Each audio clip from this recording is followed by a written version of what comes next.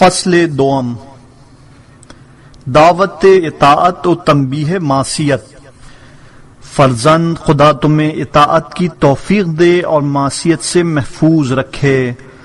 پروردگار اپنی مخلوق سے بے حد محبت کرتا ہے، جس طرح کہ ہر سانے کو اپنی صنعت سے پیار ہوتا ہے۔ اس نے واجبات و مستحبات و محرمات و مکروہات کے احکامات صرف بندوں کی مصلحت اور انہیں نقصان سے بچانے کے لیے معین کیے ہیں، ورنہ اسے نہ کسی کی اطاعت سے کوئی فائدہ ہے اور نہ کسی کی معصیت کوئی نقصان پہنچا سکتی ہے۔ وہ غنی مطلق اور بے نیاز ہے، اس کا مقصد بندوں کے حالات کی اصلاح کرنا اور انہیں فائدہ پہنچانا ہے۔ اس کے احکام کی نافرمانی کرنا شکر منعم اور اطاعت مولا کی خلاف ورزی کے علاوہ سفاہت و حماقت بھی ہے، اس لیے کہ یہ اپنے فائدے کی مخالفت ہے اور اپنے آپ کو نقصان کے حوالے کرنا ہے۔ فرزند معصیت سے بچو کہ یہ دنیا کی رسوائی اور آخرت کے عذاب کا باعث ہے۔ آدم کو ایک ترک اولا پر جنت چھوڑنا پڑی تو تمہاری کیا حیثیت ہے؟ فرزند خبردار سستی اور بیکاری سے کام نہ لینا کہ شیطان اور نفس امارہ جب برائیوں کو آراستہ کرنے اور اچھائیوں کو بدنام کرنے سے عاجز ہو جاتے ہیں تو انسان میں سستی پیدا کرنا شروع کر دیتے ہیں تاکہ انسان نیک اعمال نہ کر سکے۔ یاد رکھو کہ کھانے پینے، سونے، مال جمع کرنے، تفریحات کرنے، باہمی اجتماعات اور میٹنگ کرنے میں اتنا وقت صرف نہ کرو کہ اصل عبادت میں سستی پیدا ہو جائے، بلکہ ہر امر دنیا میں صرف مقدار ضرورت پر اکتفا کرو۔ فرزند خبردار بے معانی اور غیر مفید کاموں میں عمر صرف نہ کرنا۔ تمہاری زندگی کا ہر ایک لمحہ قیمتی جوہر ہے، بلکہ جوہر سے زیادہ باارزش ہے کہ جوہر دولت صرف کرنے سے حاصل ہو جاتا ہے اور عمر دوبارہ واپس نہیں آتی۔ خبردار اس کا ایک لمحہ بھی بیکار ضائع نہ ہونے پائے۔ فرزند شباب کو ضعیفی کے آنے سے پہلے، صحت کو مرض سے پہلے، فرصت کو مشغولیت سے پہلے، قوت کو ضعف سے پہلے اور حیات کو موت سے پہلے غنیمت سمجھو۔ روایات کا مضمون ہے کہ اہل جنت کو صرف ان لمحات پر افسوس ہوگا جو زندگی میں ذکر خدا کے بغیر گزارے گئے ہیں، کہ وہ لمحہ بھی یاد خدا میں گزر گیا ہوتا تو درجات میں اور بھی اضافہ ہو جاتا۔ ہر نفس نیک و بد روز قیامت اپنے کو اس بات پر ملامت کرے گا کہ کاش کچھ اور اعمال خیر کر لیے ہوتے تو درجات میں اور بھی اضافہ ہو جاتا، یا جو برائی کی ہے وہ نہ کی ہوتی تو عذاب سے محفوظ رہ جاتے۔ مجموع البیان۔ مرسل اعظم صلی اللہ علیہ وآلہ وسلم نے حضرت ابو ذر کو وصیت فرمائی کہ اپنی عمر کے خرچ کرنے میں درہم و دینار سے زیادہ بخل کرنا۔ بعض روایات میں ہے کہ اوقات کا محفوظ رکھنا بہترین اطاعت ہے، اور جو شخص بھی زراعت کے وقت کو ضائع کرے گا وہ نتیجے کے وقت شرمندہ ہوگا۔ فرزند خدا کے لیے اپنی زندگی کو بچاؤ اور ایسے کام میں ضائع نہ کرو جو مرنے کے بعد کام نہ آئے۔ عاقل وہی ہے جو آج کل کے لیے کام کرے اور وقت کو ہاتھ سے نہ جانے دے۔ ہوشیار وہی ہے جو موت کے بعد کے لیے کام کرے، اور احمق وہی ہے جو خواہشات کی پیروی کر کے پھر مغفرت کی تمنا کرے۔ زندگی کو بیکار باتوں میں صرف کرنے والا ایسا ہی ہے جیسے اپنے جواہرات کو سڑک پر پھینک دے پھر پتھر کودنے لگے۔ ظاہر ہے کہ یہ کام انتہائی احمقانہ ہے۔ فرزند نور نظر، لخت جگر اپنی زندگی کی قدر پہچانو اور اسے نجات دہندہ اعمال کے علاوہ دوسرے اعمال میں ضائع نہ کرو۔ ریشم کا کیڑا نہ بنو جو اپنی ہی ہلاکت کی سعی کرتا ہے۔ اس کے بعد بہترین اوصاف و بلند ترین اخلاق کو اختیار کرو جن کی تفصیلات درجہ ذیل ہے۔ زبان کی حفاظت، اس موضوع سے متعلق چند احادیث۔ زبان کو بے معنی باتوں سے محفوظ رکھو کہ فرزند آدم کی خطاؤں کا زیادہ حصہ زبان سے ہی متعلق ہے اور زبان سے زیادہ کسی عضو کے گناہ نہیں ہیں۔ خاموشی حکمت کے ابواب میں سے ایک دروازہ ہے۔ اپنی زبان کو ہمیشہ محفوظ رکھو اور صرف وہ بات کرو جو جنت تک پہنچا سکے۔ بندہ مومن جب تک خاموش رہتا ہے اس کا شمار نیک کرداروں میں ہوتا ہے۔ جو شخص دنیا اور آخرت کی سلامتی چاہتا ہے اسے چاہیے کہ خاموش رہے۔ انسان منہ کے بل جہنم میں صرف اپنی زبان کی وجہ سے پھینکا جاتا ہے۔ پروردگار جب کسی بندے کو نیکی دینا چاہتا ہے تو اس کی زبان محفوظ بنانے میں اس کی مدد کرتا ہے اور اسے دوسروں کے عیوب کے بجائے اپنے عیوب کے جائزے میں مصروف کر دیتا ہے۔ جس کا کلام کم ہوتا ہے اس کی عقل کامل اور قلب صاف ہوتا ہے، اور جس کا کلام زیادہ ہوتا ہے اس کی عقل کم اور دل سخت ہوتا ہے۔ انسان کا ایمان اس وقت درست ہوتا ہے جب دل درست ہوتا ہے، اور دل اس وقت درست ہوتا ہے جب زبان راست ہوتی ہے۔ مومن کی زبان کو دل کے پیچھے رہنا چاہیے کہ پہلے فکر کرے، پھر مناسب ہو تو کلام کرے، ورنہ خاموش رہے۔ منافق کا معاملہ اس سے برعکس ہوتا ہے، وہ صرف بکتا رہتا ہے اور اس کی پرواہ نہیں کرتا کہ کیا کہہ رہا ہے۔ خاموشی سے شرمندگی نہیں ہوتی ہے، لیکن کلام بعض اوقات دنیا اور آخرت دونوں میں شرمندہ بنا دیتا ہے۔ انسان اپنی زبان کے نیچے چھپا رہتا ہے۔ بیٹا پہلے تولو پھر بولو، بات کو عقل و معرفت کے پیمانے پر پرکھو۔ برائے خدا ہو تو تکلم کرو ورنہ خاموش رہو، بالکل خاموش رہو بلکہ گونگے بن جاؤ۔ انسان کے جسم کا ہر عضو زبان سے فریاد کرتا ہے کہ خدا کے لیے ہمیں جہنم میں نہ ڈال دینا۔ تکلم اور خاموشی کا موازنہ کیا جائے تو تکلم چاندی ہے اور سکوت سونا، اصول کافی۔ یہ اور بات ہے کہ کبھی کبھی کلام سونا بن جاتا ہے اور خاموشی مٹی بن جاتی ہے، اور یہ اس وقت ہوتا ہے کہ جب کلام فقہ، علم دین، موعظہ اور نصیحت، آداب شریعت اور اخلاقیات سے متعلق ہو، بلکہ ایسے وقت میں سکوت زہر قاتل بن جاتا ہے جب امر بالمعروف اور نہی عن المنکر چھوڑ کر سکوت اختیار کیا جائے۔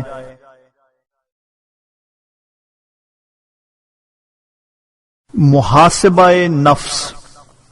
فرزند روزانہ رات کو اپنے دن کا حساب کرو، جس طرح کہ ایک تاجر دن بھر کے کاروبار کا حساب کرتا ہے، تاکہ یہ معلوم ہو جائے کہ دن بھر میں کیا کام کیا ہے۔ اگر کوئی تقصیر یا معصیت نظر آ جائے تو اس کا استغفار کرو اور پروردگار سے معافی طلب کرو، اور قابل قضا ہو تو اس کی قضا ادا کرو، اور سستی اور بیکاری، غفلت، سرمایہ کی بربادی نظر آ جائے تو نفس کو تنبیہ کرو اور پھر اس کی نگرانی کرتے رہو کہ آئندہ کسی وقت برباد نہ ہونے پائے، اور بہترین اعمال نظر آئیں تو بھی شکر خدا ادا کرتے رہو اور مزید توفیق کا مطالبہ کرتے رہو۔ معصومین علیہ السلام نے فرمایا کہ جو روزانہ اپنے اعمال کا حساب نہ کر سکے وہ شیعہ نہیں ہے۔ شیعہ کا فرض ہے کہ حساب کر کے دیکھے کہ نیکی کی ہے تو مزید اضافہ کرے، اور برائی ہو گئی ہو تو استغفار کرے، اصول کافی۔ بعض اہل معرفت کے بارے میں نقل کیا گیا ہے کہ وہ ہر وقت قلم و کاغذ ساتھ رکھتے تھے اور دن بھر کے جملہ اقوال و افعال لکھتے جاتے تھے، جہاں تک کہ شب کو حساب کرتے تھے اور نیکیاں نظر آئیں تو شکر خدا کرتے تھے، اور برائیاں ہو جائیں تو توبہ و استغفار کرتے تھے۔ صحف ابراہیم علیہ السلام میں یہ بات مذکور ہے کہ انسان اگر بے عقل نہیں ہے تو اپنے اوقات کو 4 حصوں میں تقسیم کرے، ایک ساتھ اللہ کی مناجات کے لیے، ایک ساتھ نفس کے حساب کے لیے، ایک ساتھ سنت خدا میں غور و تفکر کے لیے، اور ایک ساعت کسب حلال کے لیے، یہی ساعت تمام ساعتوں کی جان اور سکون قلب کا ذریعہ ہے۔ نفس کی نگرانی۔ فرزند اپنے نفس کی نگرانی کرتے رہو اور ہر وقت یہ خیال رکھو کہ تم خدا کے حضور میں ہو اور وہ تمہارے حرکات و سکنات، افعال و اقوال اور تصورات و تخیلات، اقدامات و لحظات کو دیکھ رہا ہے۔ وہ کام کرو جو خدا پسند کرتا ہو اور اس چیز کو اختیار کرو جسے خدا دوست رکھتا ہو۔ لقمان حکیم نے اپنے بیٹے کو نصیحت کی کہ بیٹا، اگر خدا کو نگاہ میں رکھو گے تو کبھی گناہ نہ کرو گے۔ شرمندگی کے لیے یہی کافی ہے کہ انسان کو یہ احساس رہے کہ خدا ہمارے اعمال کو دیکھ رہا ہے۔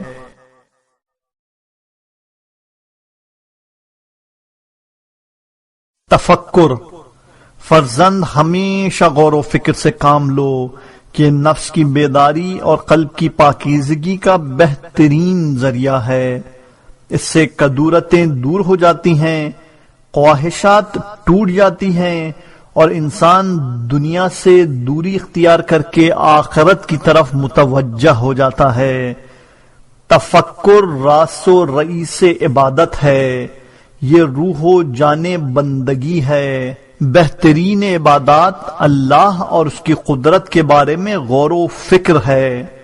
اصول کافی۔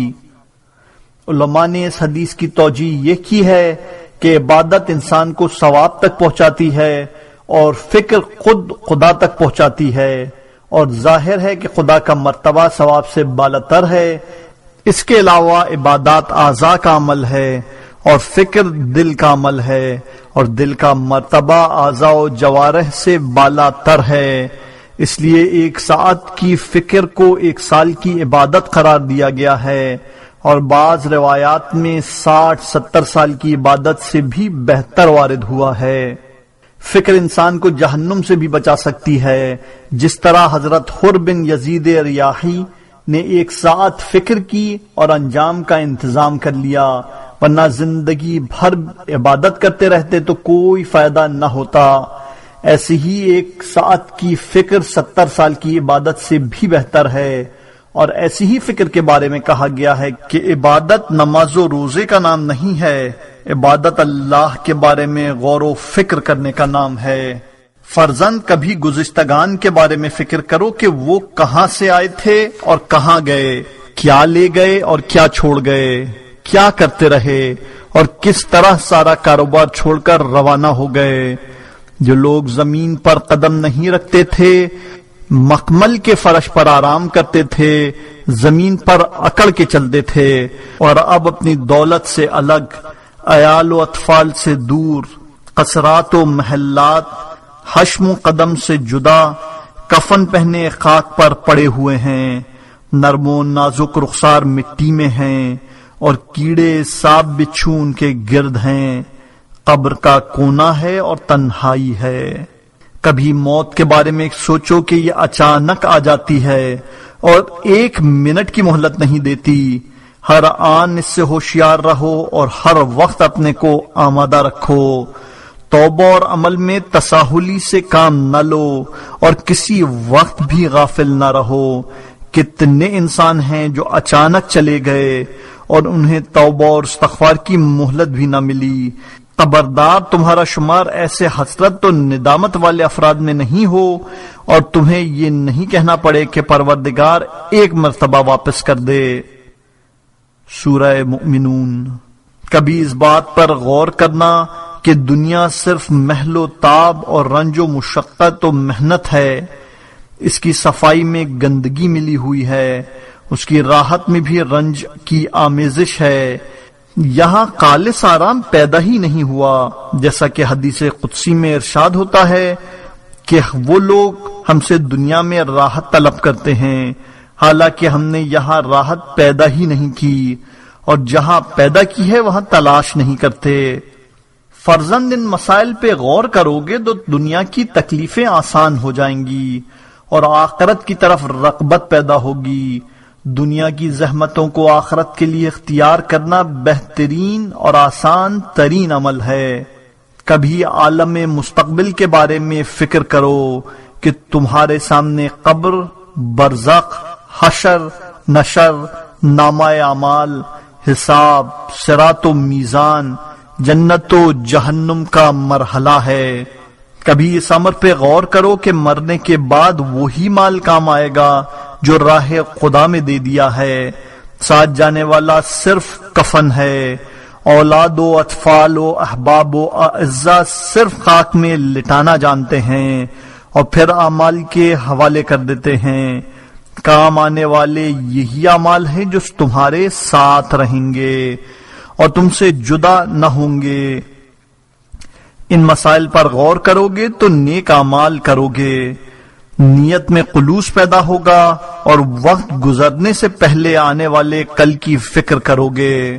روایات میں وارد ہوا ہے کہ دنیا میں بہترین زہد یاد موت ہے اور بہترین عبادت ذکر موت ہے اور بہترین فکر بھی فکر موت ہے۔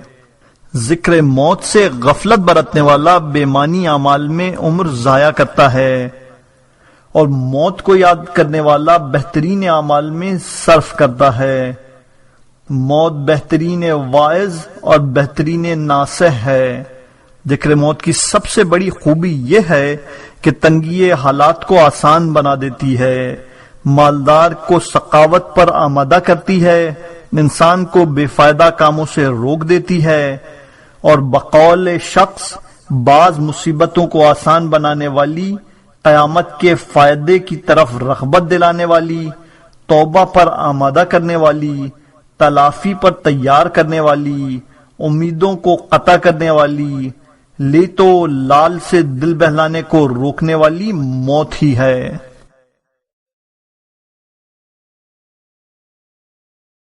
صبر۔ فرزند تین باتوں کا خاص خیال رکھنا: مصیبت پر صبر، نعمت پر صبر، قضاء الہی پر رضا۔ یہ تینوں باتیں کشائش احوال کا بہترین سبب ہیں اور اہل ایمان نے انہی کے ذریعے دنیا اور آخرت کے بلند ترین درجات حاصل کیے ہیں۔ فرزند اپنے نفس کو مصائب پر اس طرح خوش رکھنا جیسے نعمتوں پر خوش رہتا ہے۔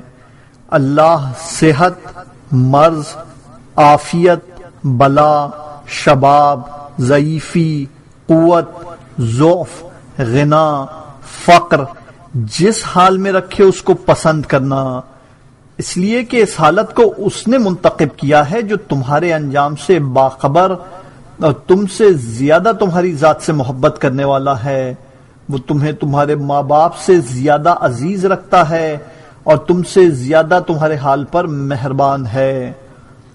فرزند مصیبت کے موقع پہ شکوہ و فریاد نہ کرنا، خدا کریم کی مرضی پر راضی رہنا، مصیبتوں کا اعلان کر کے اس کی شکایت نہ کرنا۔ امام سجاد علیہ السلام نے فرمایا ہے کہ بلاؤں میں شریفوں کی طرح صبر کرو اور مخلوقات سے خدا کی شکایت نہ کرو کہ یہ رحمان و رحیم کی شکایت بے رحموں سے ہے۔ فرزند تکلیف میں راحت کی طرح، فاقے میں مالداری کی طرح، بلاؤں میں عافیت کی طرح خوش رہنا۔ معصومین علیہ السلام کا ارشاد ہے کہ بلا و مصیبت میں صبر سے بہتر اطاعت خدا پر صبر ہے اور اس سے زیادہ افضل محرمات سے پرہیز کی منزل میں صبر ہے۔ معصومین علیہ السلام کا ارشاد ہے کہ بلا و مصیبت میں صبر سے بہتر اطاعت خدا پر صبر ہے اور اس سے زیادہ افضل محرمات سے پرہیز کی منزل میں صبر ہے۔ اصول کافی۔ مرسل اعظم صلی اللہ علیہ وآلہ وسلم کا ارشاد ہے کہ جس شخص نے بھی مصیبت پر باقاعدہ صبر کر لیا، اللہ اس کو 300 درجات عنایت فرمائے گا کہ ہر درجے کی بلندی زمین و آسمان کے فاصلے سے زیادہ ہوگی، اور جس نے اطاعت پر صبر کر لیا اسے 600 درجات عنایت فرمائے گا کہ جس میں ہر ایک کی بلندی تحت الثری سے عرش اعظم کے برابر ہوگی، اور جس نے معصیت کے مقابلے میں صبر کر لیا اسے 900 درجات عنایت فرمائے گا، جن میں ہر ایک کی بلندی آخر زمین سے عرش تک ہوگی۔ علماء اخلاق نے صبر کے چند مراتب قرار دیے ہیں۔ نمبر 1، خواہش کے مطابق صحت، سلامتی، مال، جاہ، کثرت عشیرہ، اسباب زندگی، لذات دنیا کی طرف میلان سے صبر۔ یہ انتہائی ضروری کام ہے اور اس میں غرق ہو جانا ہلاکت کا سبب بھی ہو سکتا ہے۔ نمبر 2، اطاعت خدا پر صبر کے یہ ایک سخت مرحلہ ہے۔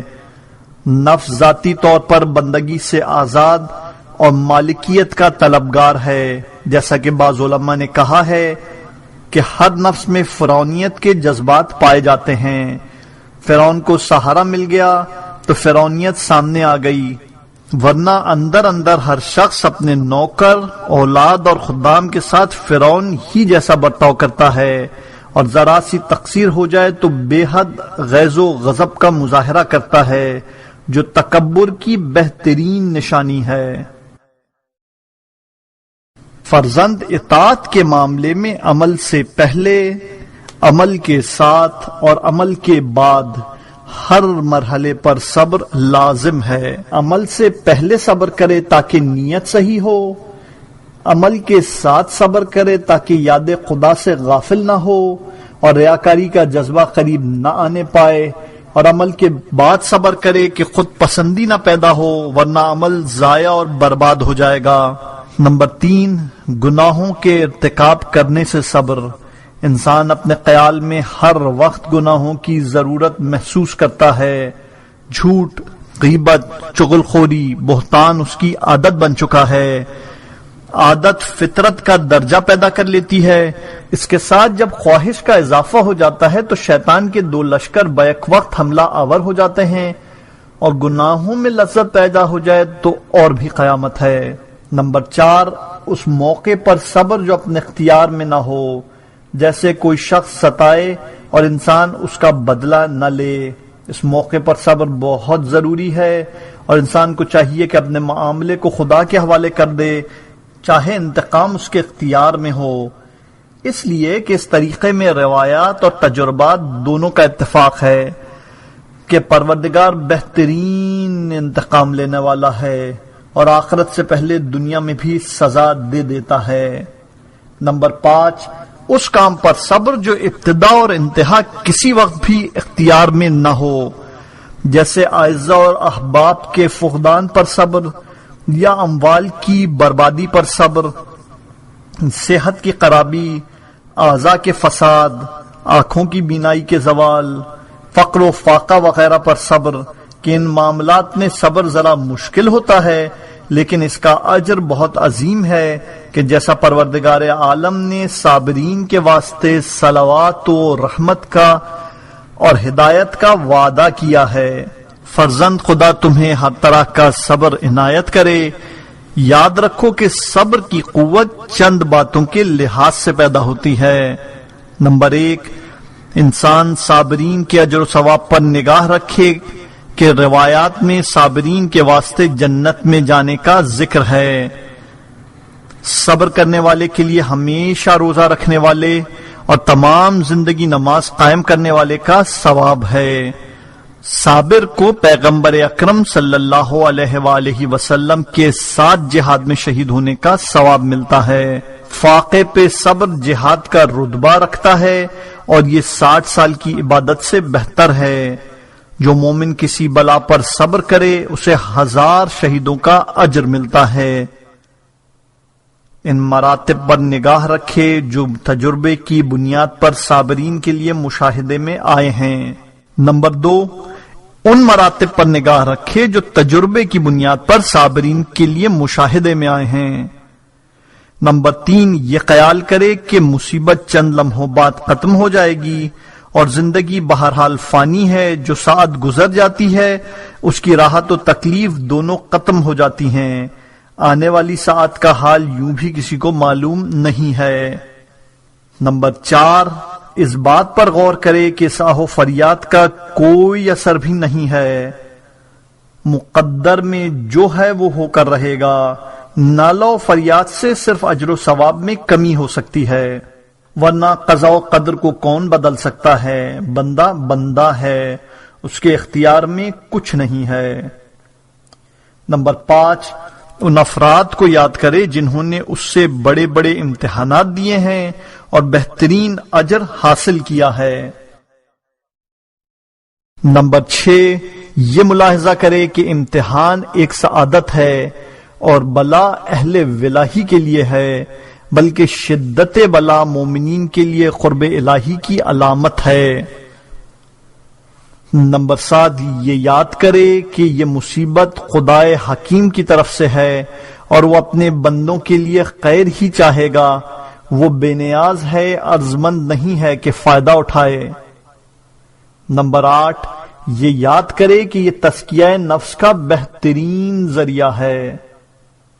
نمبر 9، یہ غور کرے کہ نالہ اور فریاد سے دوست رنجیدہ ہوتے ہیں اور دشمن خوشحال ہوتا ہے۔ نمبر 10، یہ دیکھے کہ صبر کا انجام دنیا میں بھی اچھا ہی ہوتا ہے۔ حضرت یوسف علیہ السلام نے مصیبت پر صبر کیا تو خدا نے کتنی بڑی عزت عنایت کی کہ اللہ نے انہیں حاکم بنا دیا اور حاکم کو غلام بنا دیا اور ان کے بھائیوں کو ان کی رعایا میں شامل کر دیا اور زلیخا کو سر راہ لا کر بٹھلا دیا، وغیرہ وغیرہ۔ اس طرح حضرت ایوب علیہ السلام کو دوبارہ اموال، ازواج و اولاد عطا کر دی، جبکہ راہ امتحان میں سب کچھ فنا ہو چکا تھا، اور ان کے گھر میں سونے کی بارش کر دی۔ اس سے اچھا طریقہ یہ ہے کہ اہل بیت اطہار کے مصائب کو یاد کیا جائے کہ ان پر سب سے زیادہ مصیبتیں پڑی ہیں، جبکہ وہ سردار خلائق تھے اور انہی کے لیے دنیا پیدا ہوئی تھی۔ اور خبردار تمہارا صبر عوام جیسا نہ ہو کہ وہ صبر سے زیادہ اظہار صبر کرتے ہیں، اور یہ ریاکاری ہے۔ صبر کا طریقہ متقین کا صبر ہے، جس میں اجر آخرت کی توقع ہوتی ہے، یا عارفین کا صبر ہے جس میں مصیبت پر لطف آتا ہے، اور یہ محبوب کی عطا ہے کہ وہ انجام سے زیادہ باخبر ہے۔ فرزند یہ بھی یاد رکھو کہ صبر منافی گریہ نہیں ہے۔ کیا تم نے نہیں دیکھا کہ سرکار دو عالم صلی اللہ علیہ وآلہ وسلم نے اپنے فرزند کے انتقال پر گریہ کیا؟ جب کسی نے ٹوکا کہ ہم سے صبر کے لیے کہتے ہیں اور خود گریہ فرماتے ہیں، تو آپ نے فرمایا خبردار، دل میں تپش ضرور پیدا ہوگی اور آنکھوں سے آنسو بہرحال گریں گے۔ یہ ہمارا صبر ہے کہ ہم رضائے خدا کے خلاف کچھ نہیں کہتے۔ فرزند مصیبت کے وقت انا للہ و انا الیہ راجعون کہا کرو، کہ اس سے صلوات و رحمت کا استحقاق پیدا ہوتا ہے اور انسان ہدایت یافتہ لوگوں میں شمار ہوتا ہے۔ فرزند امام صادق علیہ السلام کا ارشاد ہے کہ جب صبر تمام ہوتا ہے تو فرحت نصیب ہوتی ہے، اور تجربہ بھی اس کا گواہ ہے کہ ہر تنگی کے ساتھ ایک وسعت ہے۔ فرزند یہ بھی یاد رکھو کہ صبر بہترین اوصاف و اخلاق کا مرجع و مصدر ہے۔ حالات کے اعتبار سے اس کے نام الگ الگ ہیں، ورنہ سب صبر کی شاخیں ہیں۔ شکم و شرمگاہ کے بارے میں صبر ہو تو اس کا نام عفت ہے، مصیبت پر صبر ہو تو اس کا نام صبر ہے، جس کے مقابلے میں جز و فریاد ہے۔ ترک معصیت پہ صبر ہو تو اس کا نام تقوی ہے، دولت کی برداشت پر صبر ہو تو ضبط نفس ہے، جس کی ضد اکڑ ہے۔ مصائب و حوادث دنیا پہ صبر ہو تو اس کا نام وسعت صدر ہے، جس کی ضد تنگ دلی ہے۔ جنگ میں ہو تو اس کا نام شجاعت ہے، جس کی ضد بزدلی ہے۔ ضبط غیظ میں ہو تو اس کا نام حلم ہے، جس کی صفت صفاحت ہے۔ کلام کے اخفاء میں ہو تو اس کا نام رازداری ہے، جس کی ضد افشائے راز ہے۔ فضول عیش کے مقابلے میں ہو تو اس کا نام زہد ہے، جس کی ضد حرص ہے۔ مختصر حصے پر ہو تو اس کا نام قناعت ہے، جس کی ضد لالچ اور ہوس ہے۔